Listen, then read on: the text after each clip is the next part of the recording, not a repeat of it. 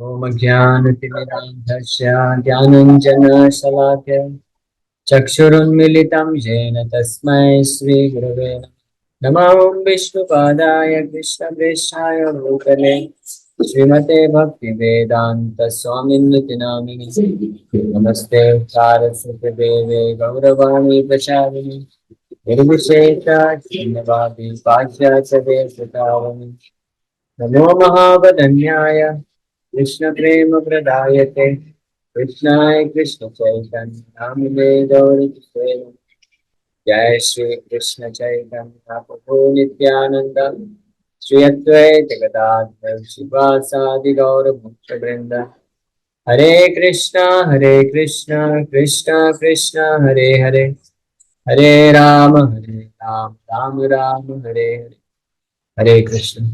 तो आप सभी भक्तों का हार्दिक स्वागत है आज के श्रीमद् भगवद गीता के सेशन में। तो आज हम लोग चर्चा करेंगे श्रीमद् भगवद गीता यथारूप दूसरा अध्याय और श्लोक संख्या 40। श्लोक के पिछले 3 दिन से हम लोग चर्चा कर रहे हैं। बहुत ही महत्वपूर्ण श्लोक है।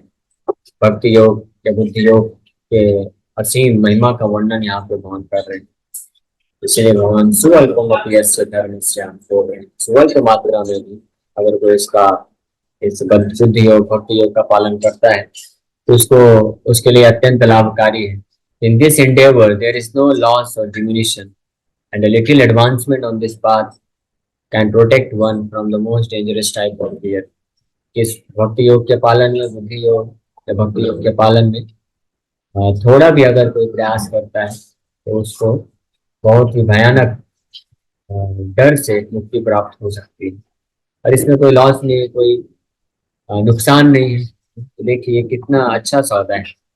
जो भी प्रॉफिट लॉस यानी हर कोई संसार में हानि और लाभ के ऊपर विचार करके ही कार्य करता है। विशेष रूप से जो लोग धंधा करते हैं तो धंधे में तो सब अपना लाभ बढ़ाना चाहते हैं और हानि जो है कम से कम करना चाहते हैं। यही उद्देश्य रहता है। तो भगवान कृष्ण यहाँ पे बता रहे देखिए लाभ कितना है। अगर स्वल्प मात्रा में आप इन्वेस्टमेंट करेंगे तो आपको लाभ कितना मिल रहा है। बड़े से बड़े भय से आप मुक्त हो जाएंगे। और हानि बोल रहे हैं कि हानि कुछ होता ही नहीं है इसमें। आपको कुछ हानि इसमें है ही नहीं, कुछ नुकसान नहीं है इसमें। इसलिए प्रभुपाद जी इस पे चर्चा करते हुए बताते हैं एक लेक्चर में कि हरे कृष्ण महामंत्र जप करना कितना लाभदायक है। इसमें केवल लाभ ही लाभ है, इसमें हानि क्या है, कोई नुकसान नहीं। जैसे हमारा समय तो व्यतीत हो ही रहा है, समय तो हमारे हाथ से निकल ही रहा है। हम चाहे जब करें या ना करें।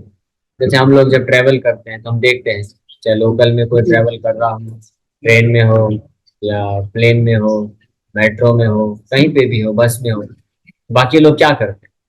पहले के समय में तो लोग बस खिड़की के बाहर झांकते रहते थे, देखते रहते थे, बिल्डिंग हरियाली सब तरफ देखते रहते हैं, चुपचाप बस देखते रहते हैं और इस तरह से टाइम पास करते हैं। आजकल लोग क्या करते हैं, इनके पास एंड्रॉयड आ गया है तो आजकल सब लोग बस एंड्रॉयड में ही बस ये शॉर्ट्स होता है उसी को ऊपर नीचे करते रहते हैं। फेसबुक में लगे रहते हैं बस शॉर्ट वीडियोस देखने में ऊपर नीचे। इसमें कोई मतलब नहीं है। टाइम बस व्यर्थ गवा रहे हैं, वेस्ट कर रहे हैं। और उनको करना भी है, टाइम पास करना है। 1.5-2 घंटे का अगर जर्नी है, हाँ, यहाँ तक कि मुंबई में लोकल तो इतना भीड़ रहता है, खड़े होने की जगह नहीं। किसी तरह से एक हाथ लटका हुआ है, पैर दूसरी जगह फंसा हुआ है, लेकिन फिर भी एक हाथ मोबाइल जेब से मोबाइल निकाल के उसमें शॉर्ट देखते रहते हैं लोग। उसी में आनंद लेते रहते हैं। आनंद क्या है, उसमें तो कुछ है ही नहीं। और लोग इस प्रकार से टाइम पास करते हैं कि टाइम किसी तरह से 1.5-2 घंटे का निकल जाए, हमारा जर्नी कंप्लीट हो जाए, हम घर पहुंच जाएं। बस इस विचार से कर देते हैं। लेकिन इसमें ये तो व्यर्थ गंवाने जैसा हो गया। लेकिन जो भक्त है वो असली बुद्धिमान व्यक्ति है। वो विचार करता है कि समय को व्यर्थ क्यों गंवाना, समय तो जाने ही वाला है। तो वो बैठ के चुपचाप या खड़े भी है तो हरे कृष्ण कृष्ण कृष्ण हरे हरे, हरे राम राम राम हरे हरे जप कर लेता है। तो 1.5 से 2 घंटा जो ट्रैवलिंग कर रहा है, चाहे बस में हो, ट्रेन में हो या कहीं पे भी चल भी रहा है, तो भक्त जो है हरे कृष्ण जप करके यूटिलाइज कर लेता है। तो इसमें नुकसान क्या है? तो प्रभुपाद जी बोलते हैं what is the loss if you utilize your 2 hours while traveling for chanting Hare Krishna Mahamantra, so what is the loss? Prabhupad ji उस प्रवचन में बोलते हैं इसमें नुकसान क्या है। कोई नुकसान नहीं है। कोई बोलेगा नहीं नहीं मुंह चलाते चलाते थक जाएंगे, लेकिन नहीं थकेंगे। भगवान ने जवान को ऐसा बनाया है, मुंह को जीवा को ऐसा बनाया है कि आप 24 घंटे भी बोलते रहेंगे तब भी आप थकने नहीं वाले हैं। तभी तो इतने सारे लोग इतना प्रजल्पा भौतिक चर्चा क्यों कर लेते हैं। जवान डूबता ही नहीं है, फट फट फट तो बोलते ही रहते हैं, करते रहते हैं। तो उसमें भी कोई नुकसान नहीं है कि आप थक जाएंगे, आप कितना भी बोलते रहें। और भगवान का नाम तो दिव्य है। वो जितना आप जप करेंगे उतना आप एनर्जेटिक फील करेंगे, उत्साह फील करेंगे, थकना तो दूर की बात है। इस तरह से उस समय का उपयोग कर लेते हैं भक्त लोग। लेकिन तो नुकसान कुछ नहीं है। लेकिन अगर लाभ पे विचार करेंगे तो हम विचार भी नहीं कर सकते हैं कितना लाभ मिलता है इससे। हम सोच भी नहीं सकते, हमारे बुद्धि के परे है। त्रायतो महते महतो भयात, यहाँ पे भगवान कृष्ण इसका वर्णन कर रहे हैं कि कोई व्यक्ति ना चाहते हुए भी, अवहेलना करते हुए भी अगर कृष्ण का कीर्तन कर लेता है, नाम जप कर लेता है, तो उसको अत्यंत लाभ मिल जाता है। कल हमने ये 2-3 घटना का वर्णन किया था, किस प्रकार से व्यक्ति लाभ को प्राप्त करता है। तो किस प्रकार से पूरा लाभ वो प्राप्त कर लेता है। थोड़ा सा भी संग, भक्तों का संग या हरे कृष्ण कीर्तन करने से ये इतना बड़ा लाभ मिल जाता है। तात्पर्य रूपा जी बता रहे हैं, एक्टिविटी इन कृष्णा कॉन्सियसनेस और acting for the benefit of Krishna without expectation of sense gratification is the highest transcendental quality of work. Krishna भावनामृत में अपने खुद के बिना इंद्र तृप्ति की भावना रखे हुए केवल कृष्ण के संतुष्टि के लिए जो कार्य करता है, वो सबसे दिव्य स्तर का कार्य है, सबसे उच्च गुणवत्ता वाला कार्य है।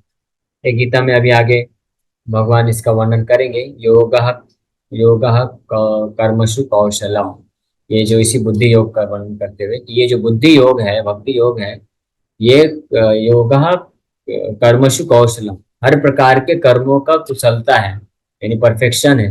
यानी हर प्रकार के कर्मों में जो सर्वश्रेष्ठ उच्च गुणवत्ता का कार्य कोई कर सकता है, वो है बुद्धि योग का पालन, भक्ति योग का पालन करना है। जो कि even a small beginning of such activity finds no impediment, nor can that small beginning be lost at any stage। क्योंकि इसका जो शुरुआत भी है, थोड़ा सा भी इसको करना, इसको करने में कोई बाधा नहीं है। ये कठिन नहीं है बिल्कुल भी, ये अत्यंत सरल है। और साथ ही साथ में इसमें थोड़ा सा भी किया हुआ कार्य कभी नुकसान नहीं होता है, कभी नष्ट नहीं होता है। इसलिए ये सर्वश्रेष्ठ गुणवत्ता का दिव्य कार्य है। एनी वर्क, आजकल लोग ऐसा बोलते हैं ना, स्मार्ट वर्क करना सीखना चाहिए, स्मार्ट वर्कर बनना चाहिए। हार्ड वर्कर से ज्यादा अच्छा स्मार्ट वर्कर बनना चाहिए। हार्ड वर्क मतलब गधे के जैसे काम तो खूब कर रहे हैं, लेकिन उसका कोई खास फल नहीं मिल रहा है। इससे लोग सोचते हैं या बोलते हैं कि स्मार्ट तरीके से कार्य करना चाहिए। स्मार्ट तरीके से कार्य करेंगे तो थोड़ा भी कार्य करें तो बहुत ज्यादा फल मिल जाएगा। लेकिन असली स्मार्ट वर्क क्या है? असली स्मार्ट वर्क है कि हम ऐसा कार्य करें जिसका जो फल है कभी नष्ट ना हो। ऐसा कार्य करें जिसका कोई बंधन में ना फंसे, जिसके कारण कोई दुख ना मिले। और ऐसा कार्य करें कि जिसको थोड़ा सा भी करने से अत्यंत लाभ मिल जाता है। ऐसा लाभ मिल जाता है कि कोई अन्य भौतिक कार्य को उसका कई करोड़ों गुना भी अगर करते हैं तो भी उसमें कोई उतना लाभ नहीं मिल पाता है। तो वो कार्य क्या है? वो है योगा कर्मसु कौशलम। ये बुद्धि योग जो है, यही वो उच्च सर्वश्रेष्ठ गुणवत्ता का कार्य है। Any work begun on the material plane has to be completed, otherwise the whole attempt becomes a failure. But any work begun in Krishna consciousness has a permanent effect, even though not finished. The performer of such work is therefore not at a loss, even if his work in Krishna consciousness is incomplete. 1% done in Krishna consciousness bears permanent results, so that the next beginning is from the point of 2%. Whereas in material activity, without 100% success there is no profit. Rupa ji आगे बता रहे हैं कि कोई भी कार्य अगर भौतिक स्तर पे कोई करता है, यानी भौतिक कार्य करता है, तो जब तक वो पूर्ण नहीं हो जाता है तब तक उसका कोई फल नहीं मिलने वाला है। अगर पूर्णता नहीं हुई उस कार्य को करने में, तो पूरा का पूरा प्रयास है जो वो व्यर्थ हो जाता है। जैसे मान लीजिए कोई विद्यार्थी है, वो पढ़ाई करता है, एडमिशन लेता है, खूब पैसा खर्च करता है, और मान लीजिए इंजीनियरिंग कर रहा है, मेडिकल कर रहा है, 4-5 साल पूरा समय देता है, पैसा लगाता है, सब कुछ करता है। लेकिन अंतिम में जब फाइनल एग्जाम होता है, एग्जाम नहीं देता है या एग्जाम में फेल हो जाता है, तो इस तरह से इनकम्प्लीट हो गया, तो उसको पूरे जो 4 साल की मेहनत है वो गई, बर्बाद हो जाती है और उसको कोई लाभ नहीं मिलता है। कि जब तक कोई पूरा नहीं कंप्लीट करेगा तब तक उसको लाभ नहीं मिलेगा। और दूसरी ओर कोई भी भौतिक कार्य है, कोई अगर पूरा करेगा तब उसको कुछ लाभ प्राप्त होगा, और वो जो लाभ प्राप्त होगा वो भी क्या होता है, टेम्परेरी होता है। वो भी समय के साथ धीरे धीरे नष्ट होता चला जाता है, परमानेंट नहीं होता है। वहीं दूसरी ओर ये जो बुद्धि योग है, भक्ति योग पे जब कोई कार्य करता है, यानी भगवान का भक्ति या सेवा करता है, तो अगर वो कंप्लीट नहीं भी किया, पूर्ण नहीं भी कर पाया, तो भी वो खत्म नहीं होता है। उसने जितना किया वो उसके पास संचित रहता है। फिर अगले जन्म में जहां से उसने खत्म किया था वहां से वो प्रारंभ कर सकता है। जैसे किसी ने अगर केवल 5% ही भक्ति किया, तो अगले जन्म में वो कहाँ से स्टार्ट करेगा, 6% से स्टार्ट करेगा। फिर ऐसे करते करते कई जन्म में करते करते 80% कंप्लीट कर लिया, फिर मृत्यु हो गया, कंप्लीट पूरा पूर्ण नहीं कर पाया, तो अगले जन्म में फिर उसको 81% से करेगा। और ऐसे करते करते जब 100% हो जाएगा, तो इस भौतिक संसार से मुक्त होकर वहां के धाम को चला। वहीं दूसरी ओर कोई भौतिक कार्य कराता है, कार्य करता है, तो वो अगर कंप्लीट नहीं कर पाया तो अगले जन्म में वहां से नहीं चालू होगा, फिर से जीरो से चालू होगा। और अगर कोई भौतिक कार्य पूरा भी कर लेता है तो अगले जन्म में फिर से आके वहीं से चालू कर। मान लीजिए आपने इस जन्म में पूरा पढ़ाई कर लिया, ग्रेजुएशन कर लिया, पीएचडी भी कर लिया, सारा डिग्री आपके पास। जब आप अगले जन्म में आएंगे तो क्या आप बोल सकते हैं कि मेरा पीएचडी का डिग्री दो भाई, मेरे स्कूल का पूरा सर्टिफिकेट दो? नहीं, आपको वापस से क्या करना पड़ेगा, A for apple, B for bat, यही वापस से चालू करना पड़ेगा। फर्स्ट सेकंड थर्ड, फिर 10th का बोर्ड, 12th का बोर्ड, फिर ग्रेजुएशन, फिर पीएचडी, फिर नौकरी लेंगे, फिर कोई धंधा करेगा, फिर कोई बहुत बड़ा साम्राज्य बना लिया, जैसे बिरला ने इतना बड़ा बना लिया, अंबानी ने इतना बड़ा बना लिया। अभी जो उन्होंने सब खोला, अभी उनका मृत्यु हो गया, अब वो वापस आएंगे अगले जन्म में, मान लीजिए उनको तो याद ही नहीं आएगा, याद आ भी गया तो वापस से जाता है, बोलता मैं इस पूरे कंपनी का मालिक हूँ, तो कोई स्वीकार करेगा? उसको भगा देंगे वहीं से, जाओ जाके आगरा के, आगरा में जाओ, आगरा, आगरा हो क्या हो एक बार, आगरा में क्या है, आगरा में पागल खाना है। उसको वहां भेज देंगे। तो पूर्ण अगर कर भी लिया, पूर्ण अगर कर भी लिया तब भी उसको पूर्णता नहीं होगी, वापस से चालू करना पड़ेगा फिर से। लेकिन जो भक्ति का कार्य है, अगर किसने थोड़ा भी किया, कंप्लीट नहीं भी कर पाया, कोई अगर कंप्लीट कर लिया, पूर्ण कर लिया भक्ति, तो इसी लाइफ में वो पूरे बंधन से मुक्त होकर के भगवान के धाम को प्राप्त कर सकता है। लेकिन अगर कंप्लीट नहीं भी किया, जितना भी थोड़ा भी किया, तो वो उसका संचित होता जाएगा, संचित होता जाएगा। इसलिए कभी कोई नुकसान नहीं है। हाँ, कभी किसी भी व्यक्ति को कितना भी समय मिल जाए भगवान का भक्ति करने का, भगवान का सेवा करने का, भगवान के बारे में श्रवण करने का, नाम जप करने का, तो उसको फायदा लाभ उठा लेना चाहिए और उसको कर लेना चाहिए। वो करके वो अपना जो स्पिरिचुअल अकाउंट बैलेंस है उसको धीरे धीरे वो बढ़ा सकता है। और जैसे वो कंप्लीट हो जाएगा, वो साक्षात भगवान को खरीद सकता है, जैसे स्पिरिचुअल अकाउंट बैलेंस के बल पे। जैसे भौतिक धन होता है, तो भौतिक धन के बलबूते, जैसे भौतिक धन व्यक्ति इकट्ठा करते रहता, करते रहता, करते रहता है, जब 2-4 करोड़ रुपए हो जाता है तो मुंबई में बहुत अच्छा सा अपना घर खरीद सकता है, 3 BHK घर, और सुंदर घर बना सकता है। ऐसे और पैसा होगा तो मर्सिडीज खरीद सकता है, ये सब खरीद सकता है।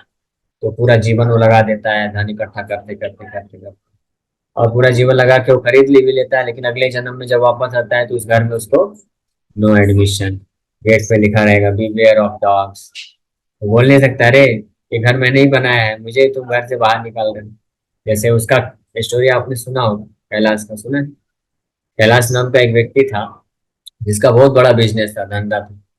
तो नारद मुनि उसके पास आते हैं, बोलते हैं देखो भाई कैलाश, तुमने बहुत जीवन में पैसा कमा लिया, सब कुछ कर लिया, ठीक है, अब चलो भगवान के धाम चलो, तुमको लेके चलता हूँ।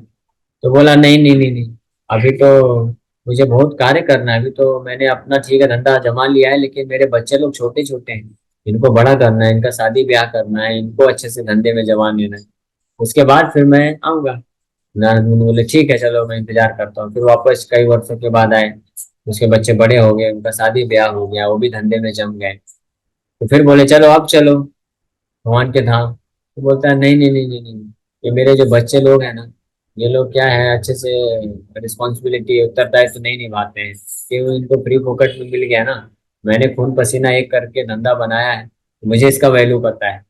ये लोग उतना अच्छे से ध्यान से नहीं करते हैं, तो इसको संरक्षण देना मेरा दायित्व है। तो एक बार ये अच्छे से स्टेब्लिश हो जाएंगे, तब फिर मैं उसके बाद जाऊंगा।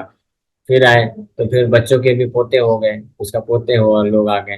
बोले मेरे बच्चे लोग तो अपना अपना काम में बिजी हो जाते हैं, पोतों का रखवाली करने वाला कोई नहीं है, इनको अच्छे से शिक्षा देने वाला कोई नहीं है, तो एक बार ये पोते मेरे बड़े हो जाएं, अच्छे से शिक्षित हो जाएं, उसके बाद मैं चलूंगा। इस तरह से करते करते टालते गया। फिर नारद मुनि आए तो देखे कि वही व्यक्ति का फोटो लटका हुआ है और माला पहना हुआ है। पूछे कहाँ गए आपके पिताजी और दादाजी? बोले वो तो चल बसे। तो पास में देखे वहीं पे एक कुत्ता था। तो नारद मुनि तो जान गए वही है। बोले अरे कैलाश, क्या हुआ? तुम कैलाश से पाताल कैसे पहुंच गए? तुम अभी कुत्ता बन गए। ठीक है कोई दिक्कत नहीं, चलो अब तुमको मैं लेके चलता हूँ वैकुंठ। अब छोड़ दो। देखो तुमने अपना पिछला जीवन सब लगा दिया, फिर भी क्या फायदा हुआ, तुम कुत्ता बन गए। तो कुत्ता बन के भी उसकी इतनी आसक्ति है, वो बोलता है नहीं नहीं नहीं, मैं इतना बड़ा, इतना मेहनत करके इतना बड़ा धंधा, इतना हवेली सब कुछ बनाया हूँ, ये मेरे बच्चे लोग जो है अच्छे से ध्यान नहीं रखते हैं, तो मैं इसका रखवाली करता हूँ। कोई चोर है डकैत है आ जाते हैं तो रखवाली करना जरूरी है ना। हाँ तो एक बार अच्छे से सब हो जाएगा सुरक्षित, उसके बाद मैं आऊंगा। फिर बाद में वापस आए तो देखे वो कुत्ता भी अभी गायब हो गया, उसका भी मृत्यु हो गया। नारद मुनि बोले किधर गया वो कुत्ता? बोले वो तो चला गया, वो चल बसा। तो इसका ये जो व्यापार क्या था, धंधा था इसका, उसका खेत का था, इसके पास बहुत जमींदार था, ये बहुत सारे खेत थे इसके पास, फसल लगाता था अलग अलग, उसको ही बेच के धंधा करता था। तो अब वो जो है अभी सांप बन गया था। तो सांप बन के पुकारने लग गया। नारद मुनि बोले अरे कैलाश क्या हुआ, अभी तुम सर्प बन गए हो और उधर क्या कर रहे हो? तो आपके खेत खलियान में घूमता रहता।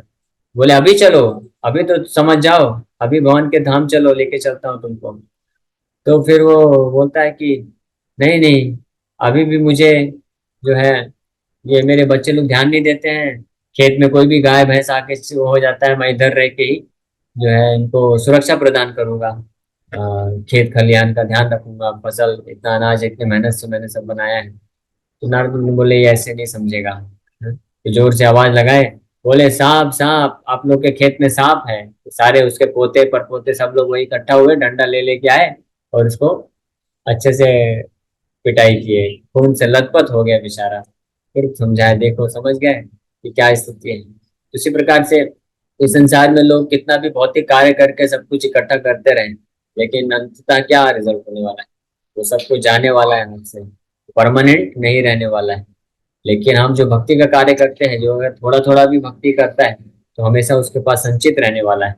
और एक समय ऐसा आएगा कि उस भक्ति रूपी धन के बलबूते, जब वैसा करोड़ों करोड़ों धन हो जाएगा, कौन सा रुपया वाला नहीं, भक्ति का भगवान के नाम रूपी जो धन है, वो जब करोड़ों की मात्रा में इकट्ठा हो जाएगा तो वो भगवान को खरीद सकता है, भगवान को प्राप्त कर सकता है। और असली भगवान को प्राप्त कर सकता है मतलब असली आनंद, अपना सनातन जीवन को प्राप्त कर सकता है वापस। तो ये बुद्धि योग यानी भक्ति योग में कार्य करने का रिजल्ट है। अब यहाँ पे प्रभुपाद जी तात्पर्य में एक और अच्छा उदाहरण दे रहे हैं अजामिल का, आप सब लोग इससे परिचित। Ajamil performed his duty in some percentage of Krishna consciousness, but the result he enjoyed at the end was 100% by the grace of the Lord. There is a nice verse in this connection, Srimad Bhagavatam. Ajamil का, तो अजामिल ब्राह्मण परिवार में जन्म हुआ था उसका, और शुरू के कुछ 15 20 25 साल जो है अपने पिताजी से अच्छे से भगवान का पूजा करना भक्ति करना सीखा था। लेकिन कुछ कारणवश जब वो जंगल गया पत्र और पुष्प फल लेने के लिए भगवान की सेवा के लिए, तो एक व्यक्ति को वैश्या के साथ संग करते हुए देख लिया और उसका मन विचलित हो गया। फिर उस वैश्या को घर ले आता है, माँ बाप को भगा देता है, पत्नी को त्याग देता है, और इस प्रकार से हर प्रकार के पाप में लग जाता है। दुष्कर्म करने लगता है, चोरी करता है, मर्डर करता है, ये सब करता है। इस तरह से पूरा पापमय जीवन हो जाता है। लेकिन क्योंकि शुरू में उसने भक्ति किया था, तो उस भक्ति के बल पे भगवान की कृपा से अंत में उसको अपने बच्चे का नारायण नाम रख करके अंत में मृत्यु के समय नारायण को पुकारा, और इससे भगवान के विष्णुदूत आए और उसको बचा लिए और उसको वापस से मौका दे दिए वापस से भक्ति करने का। फिर वापस से भक्ति करके वो भगवान के धाम को प्राप्त कर लिया। तो ये है भक्ति योग में कार्य करने का फल, कि अगर भक्ति योग में कोई आध्यात्मिक कार्य करता है, अगर वो पूरा नहीं भी हुआ तो भी भगवान उसकी रक्षा करते हैं और उसको वापस से मौका देते हैं, और वापस से फिर वो कंप्लीट करके पूर्ण करके भगवान के धाम को जा सकता है। लेकिन भौतिक कार्य में ऐसा नहीं है। अगर भौतिक कार्य में कोई कंप्लीट नहीं कर पाया तो उसका सब कुछ क्या हो जाता है, जीरो हो जाता है, फिर से जीरो से चालू करना है। और हम लोग जीरो से बार बार चालू कर ही रहे हैं, हर जन्म में हम लोग आते हैं, हम लोग जीरो से ही चालू करते हैं।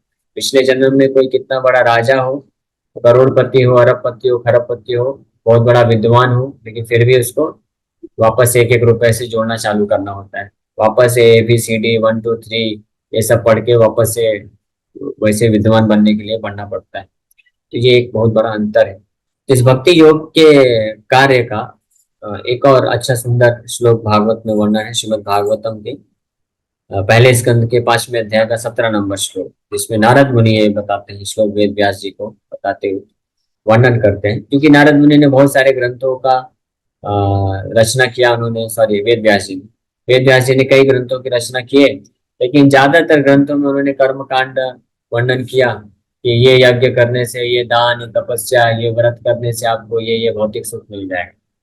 तो नारद मुनि गुस्सा हुए और आए, बोले अरे आपने ये क्या कर दिया। लोग वैसे ही सब लोग इंद्र तृप्ति भोग करने के लिए संसार में तत्पर रहते हैं, और आपने इतने सारे शास्त्र में भी वही सब दे दिया कि ये करने से आपको ये मिल जाएगा, ये करोगे, ये यज्ञ करोगे, इस देवता का पूजा करोगे तो आपको इतना धन मिल जाएगा, स्वर्ग मिल जाएगा, सुंदर स्त्री मिल जाएगी, आप विद्वान बन जाएंगे, आप शरीर पूरा स्वस्थ हो जाएगा, दिव्य हो जाएगा। इस तरह से आपने वही वही कार्य कर दिया। तो लोग क्या है, धर्म का भी गलत उपयोग करेंगे, अपनी इंद्र तृप्ति की भावना को पूरा करने के लिए ही करेंगे। तो आपको ऐसा कुछ वर्णन करना चाहिए जिसमें केवल भगवान का शुद्ध भक्ति हो, और इस भौतिक जगत से कैसे मुक्त हो सकते हैं इसका वर्णन होना चाहिए। इसी को ध्यान में रखते हुए फिर वेद व्यास जी कौन सा ग्रंथ लिखते हैं, श्रीमद् भागवतम ग्रंथ लिखते हैं। और उसमें ही नारद मुनि फिर उनको ये श्लोक बोल के इंस्ट्रक्शन देते हैं कि आप इस प्रकार का धर्म सिखाइए लोगों को, जिसको पालन करने से उसको और कुछ नहीं करना पड़ेगा और वो पूर्ण सिद्धि को प्राप्त कर लेगा। तो उसमें शिक्षा देते हुए बताते हैं, त्यक्त्वा स्वधर्मम चरणाम्बुजम हरे भजन अपक्वथ पते ततो यदि यत्क्वा वा भद्रम अभूदमुष्यकिम को वार्ताप तो भजताम स्वधर्म का। इसका मतलब है, if someone gives up his occupational duties and works in Krishna consciousness and then falls down on account of not completing his work, what loss is there on his part? And what can one gain if one performs his material activities perfectly? Or as the Christians say, what profiteth a man if he gain the whole world yet suffer the loss of his eternal soul? श्लोक का मतलब बताते हैं, त्यक्त्वा स्वधर्मम, कि अपने भौतिक कर्तव्यों को, कार्यों को अगर कोई छोड़ देता है, चरणाम भुजम हरे, और भगवान हरि, भगवान नारायण के चरण कमलों में आश्रय लेता है, उनका सेवा करता है, लेकिन इधर तो छोड़ दिया सब भौतिक कार्यकलाप, धंधा नौकरी सब छोड़ के और जाके भगवान का पूर्ण समर्पण ले लिया, लेकिन हुआ क्या, भजन अपक्वो अथ पते ततो यदि, लेकिन भजन में परिपक्व नहीं था, बेचारा कच्चा था, कच्चा खिलाड़ी था। तो क्या हो गया, फिर से पतन हो गया, वापस से माया में गिर गया। तो इधर भी छोड़ दिया, इधर वो बोलते हैं ना, न तो राम मिले न तो माया मिले, माया को पहले ही छोड़ दिया, राम को लेने चला था लेकिन राम तो बहुत दूर निकले, वहां तक हाथ नहीं पहुंच पाया, तो बेचारा बीच में फंस गया। तो नारद मुनि बोल रहे हैं कि ततो यदि, अगर ऐसा हो भी जाता है तब भी उसमें क्या नुकसान है, यत्र क्वा अभद्रम, उसमें क्या अभद्र है, उसका कोई नुकसान नहीं है। वहीं दूसरी ओर अभूत अमुष्य किम, वो वह अर्थ आप तो भजताम सुधर्मता, लेकिन अगर कोई ऐसा व्यक्ति है जो अपने भौतिक कार्यकलापों का, कर्तव्यों का बहुत निष्ठापूर्वक, बहुत अच्छे से पालन कर रहा है, खूब अच्छे से कर्तव्य कर रहा है, जितना समाज के प्रति, देश के प्रति, सगे संबंधियों के प्रति सारे कर्तव्यों का पालन करके खूब अपना ऐश्वर्य है, भौतिक संपत्ति है, सब कुछ, अपना खुद का जगह जमीन है, घर है, बंगला है, सब कुछ है ना, बेटे हैं, पोते हैं, पर पोते हैं, पूरा फैमिली विस्तार करके रखा हुआ है, और सब अच्छे से सुखी सुखी पूर्वक जीवन यापन भी कर रहे हैं। तो बोल रहे हैं लेकिन फिर भी उसका क्या फायदा, उसका कोई फायदा नहीं है। क्यों फायदा नहीं है, क्योंकि ये सब करने के बाद भी जैसे मृत्यु होगा सब पानी में चला गया, वापस से वो परिवार में जन्म नहीं ले सकता, वापस से आके वो बोल नहीं सकता कि सब जगह जमीन मेरा है ना। वहीं दूसरी ओर जो सब कुछ अपने धर्म को छोड़ करके भगवान के शरण में चला गया, लेकिन अपक्व, कच्चा होने के कारण वापस से माया में गिर गया, तो भी उसका कोई नुकसान नहीं। क्यों, क्योंकि उसने इस दौरान इस दौरान भगवान के लिए जो भी सेवा किया वो उसके परमानेंट अकाउंट में डाल दिया गया है। भगवान उसके परमानेंट अकाउंट में डाल देते हैं, वो कभी नष्ट नहीं होगा। भले ही उसका पतन हो गया, वापस से जन्म लेगा तो वहीं से स्टार्ट करेगा, फिर और पक्व पक्व होता जाएगा। ऐसा ही चीज भगवान गीता में भी बोलते हैं 6ठे अध्याय में। जब अर्जुन अर्जुन ने यही सेम प्रश्न पूछा कि भगवान आप बोल रहे हो कि पूरा समर्पण कर देना चाहिए, अगर कोई समर्पण कर देता है तो वो अर्जुन उदाहरण देते हैं बादल का, कि जैसे एक बादल होता है, बड़ा बादल है, उसमें से एक छोटा बादल का टुकड़ा निकल के और एक दूसरे बादल में जाके मिलना चाहता है, तो इधर से तो छोड़ दिया, लेकिन दूसरा मिलने के पहले हवा का झोंका आता है और उसको बिखेर देता है पूरा।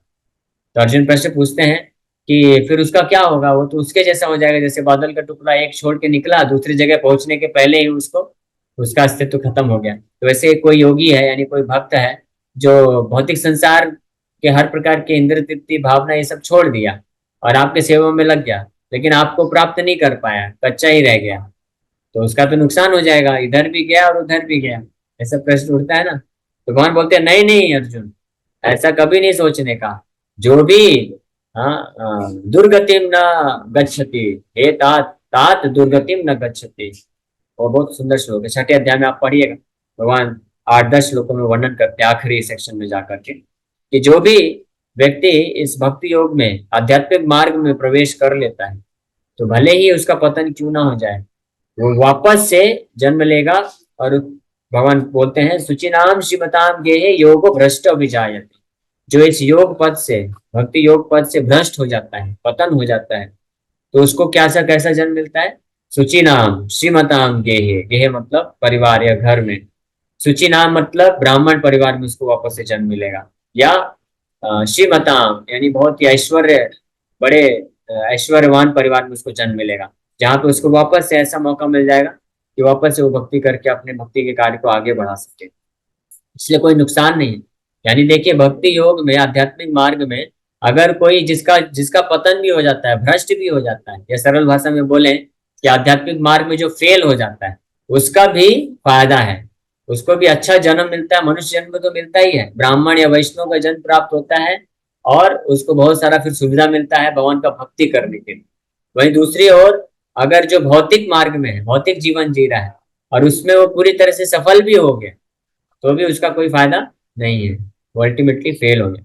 यानी सरल भाषा में बोले तो भौतिक कार्यकलाप में सक्सेस भी फेलियर है और आध्यात्मिक जीवन में फेलियर भी सक्सेस है। भौतिक जीवन में सफलता भी विफलता है और आध्यात्मिक जीवन में विफलता भी सफलता है। ये है ब्यूटी ऑफ कृष्ण कॉन्शियसनेस, ये है सुंदरता, भक्ति योग की सुंदरता है। इसलिए इस बात को जो जानता है कि कौन बुद्धिमान व्यक्ति है जो ऐसे बहुत ऐसे आध्यात्मिक जीवन को स्वीकार नहीं करेगा। जो अगर कोई व्यक्ति ये जान गया कि मैं जो कार्य करने जा रहा हूँ उसमें विफल होने से भी मेरे को सफलता ही मिलने वाला है, सफल होऊंगा तो मिलेगा ही सफलता, लेकिन विफलता में भी सफलता है, तो कौन उसको स्वीकार नहीं करेगा। और कौन ऐसा मूर्ख होगा जो ये जानते हुए कि भौतिक कार्य में सफल होने पे भी विफल ही होना पड़ेगा, तो कौन मूर्ख अपना पूरा जीवन उसमें लगा देगा। समझ पा रहे हैं ना, क्लियर है ना। तो इस प्रकार से यहाँ पे प्रभुपाद जी बड़े स्पष्ट रूप में भगवान के गीता के श्लोक में वर्णन कर रहे हैं। But material activities and their results end with the body. But work in Krishna consciousness carries a person again to Krishna consciousness even after the loss of the body. At least one is sure to have a chance in the next life of being born again as a human being, either in the family of great culture Brahmana or in a rich aristocratic family. That will give one a further chance for elevation.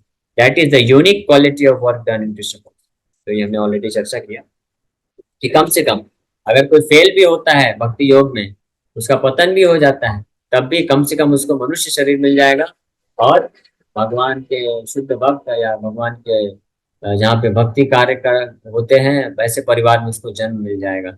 लेकिन वहीं दूसरी ओर भौतिक कार्यकलाप जितने भी कितनी भी सिद्धि प्राप्त कर ले, उसका जो रिजल्ट है, वो फल है, वो सब का सब खत्म हो जाएगा जैसे ये शरीर खत्म हो गया।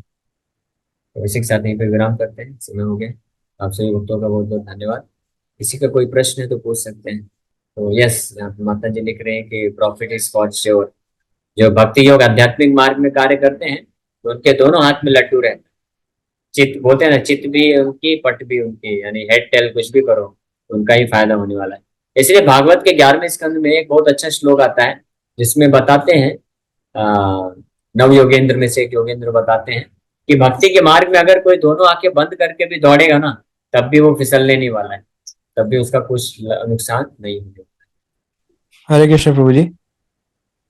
हरे कृष्ण। प्रभु जी, प्रभु जी, वास्तु का कितना बड़ा रोल होता है अपने दिनचर्या के लिए, अपनी लाइफ के लिए?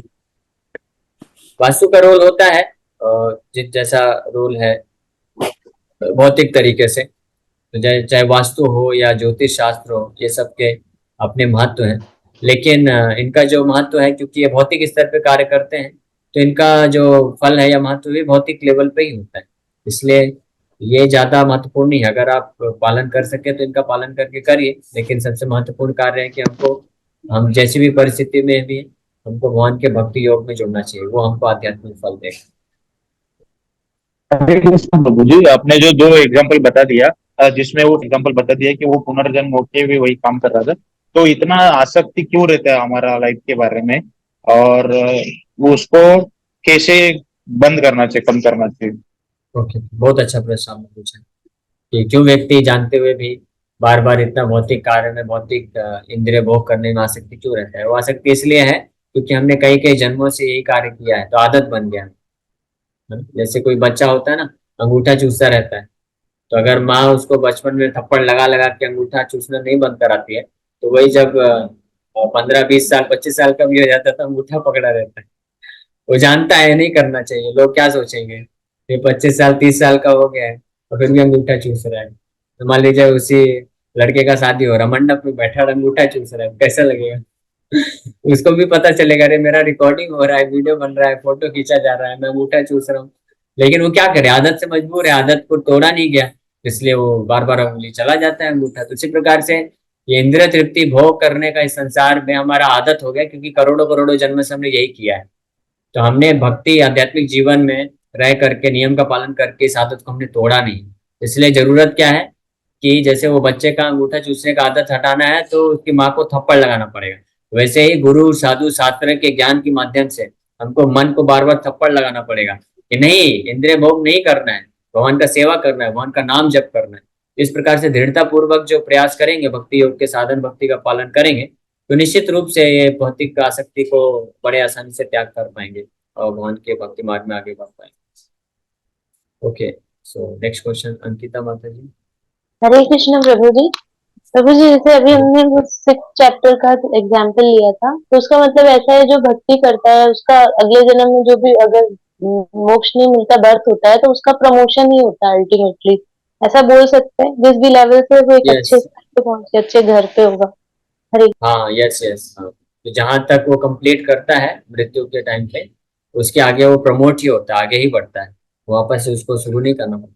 और ये हम लोग देख सकते हैं, गीता वो 6ठा अध्याय का आखिरी आप सब पढ़िए, मेरे पास समय कम था इसलिए मैं ज्यादा वर्णन नहीं किया। भगवान उसमें खुद बताते हैं, है ना, कि ऐसा जो व्यक्ति है जो पिछले जन्मों में भक्ति किया है ना, तो जब वापस से उसका जन्म होता है, पूर्ण नहीं हो पाता है पिछले जन्म का भक्ति, तो इस जन्म में आके जैसे ही उसको भगवान दिखते हैं या भक्त दिखते हैं, दर्शन मिलता है, तो तुरंत वो आकर्षित हो जाता है और अपने आप भक्ति करने लग जाता है। हम देखे ऐसे बहुत सारे भक्त हैं जो एक बार बस प्रोग्राम में आते हैं, उनको बोलो ये माला है जप करना है, तो कुछ लोग कुछ ही दिन में 16 माला जप करना चालू कर देते हैं, गीता पढ़ना चालू कर देते हैं, और कुछ लोग तो कुछ ही महीने 1 2 साल में फिर गीता का प्रचार भी करने लग जाते हैं, अच्छे से समझ भी जाते हैं। तो ये क्यों? क्योंकि पिछले जन्म में हमने किया। और आप सब यहाँ पे जितने भी भक्त लोग हैं, तो आप सब ने पिछले जन्म में भक्ति आपने किया है, कंप्लीट नहीं कर पाए थे, इसलिए आपको भारतवर्ष में जन्म मिला है, और इसलिए आपको वापस से अपॉर्चुनिटी मिला भक्तों का संग करने का। तो अब हमको वापस से सीरियस होकर भक्ति करना चाहिए, वापस से हमको भ्रमित नहीं होना चाहिए। नहीं तो फिर से हम अगर कंप्लीट नहीं करेंगे तो फिर से क्या करना पड़ेगा, फिर से जन्म लेना पड़ेगा, फिर से माँ के गर्भ में जाना पड़ेगा, उल्टा लटकना पड़ेगा, 9 महीने तक वहां पे सजा भुगतना पड़ेगा, फिर बाहर निकल के फिर वही A for apple B for boy, यही सब करते करते इसी तरह से पढ़ाई करो, संघर्ष करो, फिर नौकरी पाने के लिए, फिर जीवन को चलाने के लिए, पालन पोषण करने के लिए संघर्ष, यही संघर्ष बार बार करना पड़ेगा अगर हम इस जन्म में वापस से भक्ति को सीरियस नहीं लेते। और अगर हम सीरियस लेके भक्ति कर लेते हैं अच्छे से, तो हम इसी जन्म में अपने आप को पूरी तरह से इस अ, बंधन से मुक्त करके वहां के धाम जा सकते हरे कृष्ण प्रभु। हैं। हरे कृष्ण। प्रभु, जो लोग मतलब अपनी मृत्यु से लेकर फांसी लगा लेते हैं या जहर खा लेते हैं, क्योंकि लोग बोलते हैं कि हम लोग की जो जन्म मृत्यु होती है वो जब भी हमारे पैदा होते ही मतलब भगवान के ऊपर से ही ओके लिख के ओके, आती है। हाँ समझ गया आपका प्रश्न। तो फिर ये हाँ। लोग आत्महत्या कैसे कर लेते हैं? तो प्रभु जी का प्रश्न है कि हम्म। हमारा जन्म और मृत्यु तो निश्चित रहता है, तो फिर जो लोग आत्महत्या करते हैं तो आत्महत्या अपने आप को मार कैसे देते हैं? तो हमारा जन्म और मृत्यु निश्चित है, स्वाभाविक तरीके से अगर हम जीवन जिएंगे तो किसी का 65 70 80 जितना भी साल है उतना साल तक जिएगा वो। लेकिन स्वेच्छा हमेशा हमारे पास है। अगर हम नष्ट करना चाहते हैं हमारे शरीर को 25 30 साल 40 साल की उम्र में, तो हमारे पास स्वेच्छा हम नष्ट कर सकते हैं, लेकिन फिर उसका हमको सजा मिलेगा कि हम जो जितने भी साल बचे होंगे उतने फिर आपको शरीर नहीं मिलेगा, फिर ऐसे भेद भूत प्रेत बन के भटकना पड़ेगा। जैसे मान लीजिए कोई हम गाड़ी है, तो गाड़ी को अगर अच्छे सही तरीके से मेंटेन करके चलाएंगे तो 15 साल 20 साल चलेगी। लेकिन अगर कोई उसको बहुत ही रफ यूज करेगा, कहीं भी जाके ठोक देगा, वो करेगा, तो 2 साल में भी कचड़ा बना सकता है, खत्म कर सकता है। तो इसी प्रकार से भगवान का दिया हुआ ये शरीर है, तो अगर हम प्रॉपर तरीके से यूज करेंगे, अच्छे से देखभाल करते हुए करेंगे, तो जितना इसका आयु है 65 70 80 साल जितना भी है उतना चलेगा।